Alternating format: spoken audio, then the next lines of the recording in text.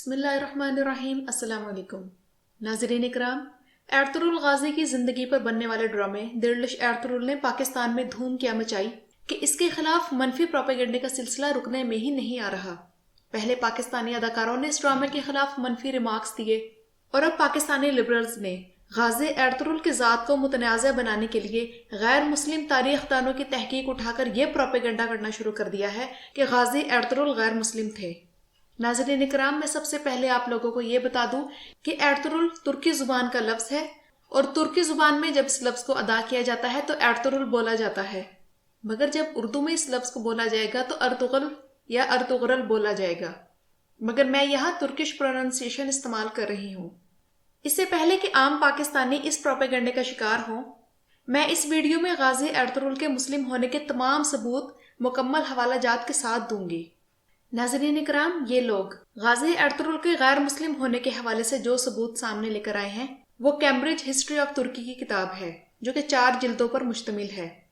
इसके अलावा वो अपने इस दावे के दूसरे सबूत के तौर पर डॉक्टर मोहम्मद उज़ैर की 2 जिल्दों पर मुश्तमिल किताब दौलत उस्मानिया को पेश करते हैं, जिसमें डॉक्टर उज़ैर कहते हैं कि एर्तुगरुल के बारे में हम कुछ नहीं जानते और उस्मान गाजी की तरफ से जारी किए गए एक सिक्के से सिर्फ हमें एर्तुगरुल की मौजूदगी का पता चलता है। और डॉक्टर उज़ैर एर्तुगरुल के गैर मुस्लिम होने के हवाले से एक मगरबी मोरख की शहादतें पेश करते हैं। और अब नाज़रीन इकराम, इन दोनों दावों को मुस्तनद तारीख़ी हक़ाइक़ की रोशनी में परखते हैं। जैसा कि आप लोग जानते हैं कि काई कबीला औस कबीले की एक शाख है जो कि जॉर्जिया के रहने वाले थे, जिसका कदीम नाम गोर्जिस्तान था और ये इलाका वस्ती एशिया में है। ये सर्दी और मंगोलों से बचने के लिए तुर्की आए। अगर ये कबीला गैर मुस्लिम था तो एर्तुगरुल के वालिद का नाम सुलेमान शाह कैसे रखा गया, जो कि खालिस मुस्लिम नाम है। कुछ तारीखदानों के मुताबिक एर्तुगरुल के वालिद का नाम गुंदूस था। तब हमें एक दूसरी हकीकत कबूल करना पड़ेगी कि तमाम मौरखीन के मुताबिक एर्तुगरुल की बीवी का नाम हलीमा ही था, जो कि सल्जूक सल्तनत की शहजादी थी। तो क्या हलीमा गैर मुस्लिम नाम है? तारीख के मुताबिक सल्जूक सल्तनत मुकम्मल तौर पर मुसलमान तुर्कों की सल्तनत थी और इस सल्तनत के बानी तुगरल बेग थे, जिनसे अब्बासी खलीफा ने अपनी बेटी यानी शहजादी की शादी की थी। खिलाफत अब्बासिया के मुसलमान होने में तो कोई शक व शुबा नहीं। अगर हम गाजी एर्तुगरुल को गैर मुस्लिम तस्लीम करें तो फिर वो तारीख झूठ साबित होगी जिसके मुताबिक सल्जूकी सल्तनत मुसलमान तुर्कों की थी, और हम अगर एर्तुगरुल गाजी को गैर मुस्लिम तस्लीम करें तो फिर गाजी अब्दुर्रहमान की कब्र भी जाली है, जो कि गाजी एर्तुगरुल के साथ साल हा साल जंगों के मैदानों में रहे। और इसी तरह फिर हलीमा सुल्तान की कब्र की हैसियत भी मशकूक हो जाती है। नाज़रीन कराम, मुस्तनद तारीख के मुताबिक तुर्कों ने 8वीं सदी ईस्वी में इस्लाम कबूल करना शुरू कर दिया था और 10वीं सदी ईस्वी तक तमाम तुर्क इस्लाम कबूल कर चुके थे, जबकि सोत में गाजी एर्तुगरुल की आमद 12वीं सदी में हुई थी। नाज़रीन कराम, सलीबी जंगें वो वाक़या हैं जिनका चर्चा तमाम दुनिया में सुना गया। पहली सलीबी जंग 1096 से 1099 के दौरान सुल्तान दाऊद किलिच अरसलान और सलीबियों के दरमियान हुई। सलीबी जंगों के बाद आप ये सोच भी नहीं सकते कि सल्जूकों के ज़ेर असर कोई इतना बड़ा कबीला हो और गैर मुस्लिम हो, और वही सल्जूक फिर एक गैर मुस्लिम से अपनी बेटी ब्याह दें। मोरख को अगर एर्तुगरुल के मुसलमान होने का सबूत नहीं मिला तो उनके गैर मुस्लिम होने का भी सबूत नहीं है। डॉक्टर अली मोहम्मद अल सलाबी की लिखी गई सल्तनत उस्मानिया में गाजी एर्तुगरुल को मुसलमान बताया गया है। वो मोरखीन जो गाजी एर्तुगरुल को गैर मुस्लिम मानते हैं, एर्तुगरुल गाजी के बेटे का नाम उस्मान नहीं रखा गया था, बल्कि जो नाम रखा गया था वो उथमान या ओटमान था, और उस्मान गाजी के इस्लाम कबूल करने के बाद ये बदलकर उस्मान रखा गया। गाजी एर्तुगरुल के गैर मुस्लिम होने की ये दलील भी गलत है, क्योंकि हम सब जानते हैं कि बहुत से अरब नाम जब तुर्क जुबान में पुकारे जाते हैं तो उनका तलफ़्फ़ुज़ बदल जाता है। मसलन खातून अरबी जुबान का लफ्ज़ है, मगर तुर्क जुबान में इसे हातून कहा जाता है। इसी तरह आप लोगों ने दिलडिश एर्तुगरुल में कई ऐसे नाम सुने होंगे कि वो जब उर्दू जुबान में बोले जाते हैं तो उनका तलफ़्फ़ुज़ ही बदल जाता है। नाज़रीन कराम, गाजी एर्तुगरुल का दौर वो दौर है जब मंगोलों जैसी वहशी नस्ल भी इस्लाम की तरफ माइल हो रही थी और बरका खान जैसे मंगोल सरदारों की बदौलत इस्लाम को दोबारा उरूज नसीब हो रहा था। दूसरी तरफ खिलाफत अब्बासिया और सल्जूक सल्तनत भी मुसलमान हुकूमतें थीं जो दुनिया के बड़े रकबे पर काबिज थीं। उस दौर में जब वहशी मंगोलों में इस्लाम फैल रहा था तो इन तारीखदानों के मुताबिक उनका इस्लाम मशकूक नहीं था, मगर गाजी एर्तुगरुल जो कि एक मुसलमान सल्तनत के साए तले रह रहे थे, इनका इस्लाम मशकूक बना दिया गया।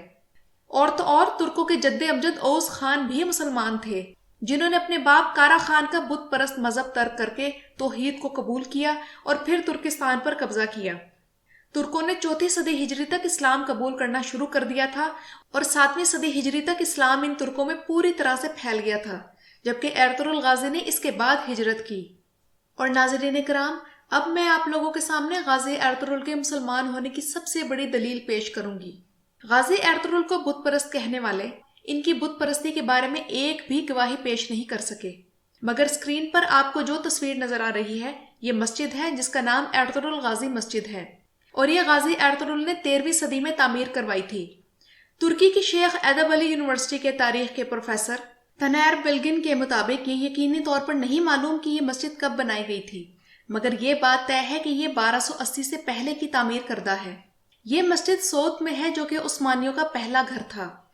ارطغرل غازی نے یہ مسجد سوت میں تب تعمیر کروائی جب وہ 400 خاندانوں کو لے کر ہجرت کے بعد سوت پہنچے۔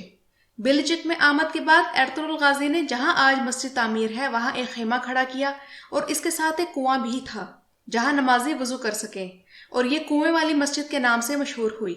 پھر بعد میں اس خیمے کی جگہ مسجد تعمیر کی گئی۔ ارطغرل غازی کی تعمیر کردہ اس مسجد کا ذکر یونانی دستاویزات میں بھی ملتا ہے، کیونکہ یونانیوں کے حملے کے بعد اس مسجد کو کافی نقصان پہنچا تھا اور سلطان عبدالحمید دوئم نے اس مسجد کو اس شکل میں دوبارہ تعمیر کروایا جس طرح ارطغرل غازی نے بنوائی تھی۔ اس مسجد میں 5 وقت کی نمازوں کے علاوہ جمعے کی نماز بھی ہوتی تھی اور ہر 100ویں جمعے کو یہاں لوگوں میں کھانا بھی تقسیم کیا جاتا تھا۔ یہاں کے مقامی افراد کے مطابق ارطغرل غازی نے ایک غیر مسلم سے زمین خرید کر اس مسجد کی بنیاد رکھی۔ ناظرین کرام، ہم سب جانتے ہیں کہ غازی ارطغرل کی تمام زندگی منگولوں اور صلیبیوں کے خلاف جنگ کرتے گزری۔ اگر غازی ارطغرل مسلمان نہیں تھے تو کون کسی اور کے مذہب کے لیے منگولوں اور صلیبیوں سے لڑتا ہے؟ اگر غازی ارطغرل مسلمان نہیں تھے تو ان کے لیے آسان تھا کہ منگول مذہب قبول کرتے اور منگولوں میں کوئی عہدہ پا لیتے، یا پھر عیسائی ہو کر بازنطینی سلطنت میں امن و امان سے رہتے۔ ارطغرل غازی مسلمان تھے، تبھی اسلام اور مسلمانوں کی خدمت کی، اور یہ ان کا اخلاص تھا کہ اللہ تعالیٰ نے ان کی اولاد کو امت مسلمہ کی حفاظت اور ان پر حکومت کا فریضہ سونپا۔ کیا یہ سوچنے کی بات نہیں ہے کہ اگر سلیمان شاہ بت پرست تھے تو بتوں کے پجاریوں میں عربی نام کیسے آیا؟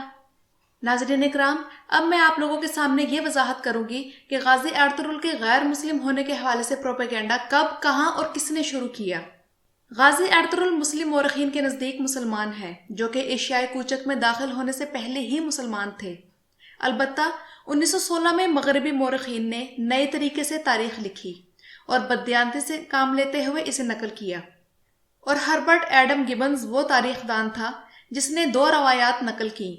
ایک کے مطابق ارطغرل نے اسلام قبول کیا اور دوسری کے مطابق عثمان نے، اور ہربرٹ گبنز نے دوسری روایت کو ترجیح دی اور اس کی وجہ بھی بیان نہیں کی، اور غازی عثمان کا وہ خواب جو انہوں نے سلطنت عثمانیہ کے قیام کے بارے میں دیکھا تھا اس نے اسے بھی سعادتین کوپیک کا حوالہ دے کر ارطغرل کی طرف منسوب کیا۔ اور یہی ہربرٹ گبنز یہ بات مانتا ہے کہ عثمان اور اس کے آباء و اجداد کا مسلمان ہونا بازنطینی تاریخ اور یورپی تاریخ دانوں کے ہاں ایک جانی مانی حقیقت ہے، اور غازی ارطغرل اور ان کے آباء و اجداد کے بت پرست ہونے کے حوالے سے کوئی دلیل نہیں ہے، بلکہ ایک مشہور مورخ نشری کے مطابق انہوں نے قابل اعتماد ذرائع سے یہ بات سنی ہے کہ جب غازی ارطغرل اپنے قبیلے کے ساتھ ہجرت کر رہے تھے تو راستے میں انگورا کے مقام پر 2 فوجیں آپس میں لڑتی نظر آئیں۔ ارطغرل نے تب اپنے ساتھیوں سے پوچھا کہ ہم ان میں سے کس فریق کی حمایت کریں۔ ان میں سے ایک فریق لڑائی میں کمزور پڑ رہا تھا۔ غازی ارطغرل نے تجویز دی کہ ہمیں کمزور فریق کی حمایت کرنی چاہیے اور اس کے ساتھ مل کر لڑنا چاہیے۔ تب غازی ارطغرل کو ان کے قبیلے والوں نے کہا کہ اس طرح تو ہم بڑی مشکل میں گھر جائیں گے۔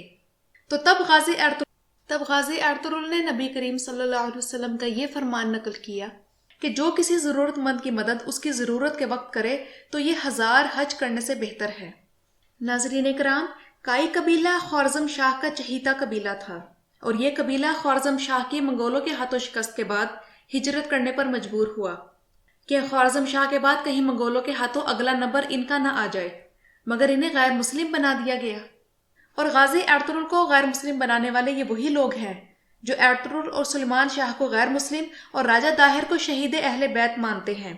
انہوں نے تو اب محمد بوزدیک کے بارے میں بھی یہ پروپیگنڈا کرنا شروع کر دیا ہے کہ وہ عیسائی ہیں، حالانکہ انہیں یہ سمجھ نہیں کہ محمد بوزدیک کے نام کے ساتھ محمد لگا ہوا ہے۔ ویڈیو کے متعلق اپنی رائے ضرور دیجیے گا۔ شکریہ۔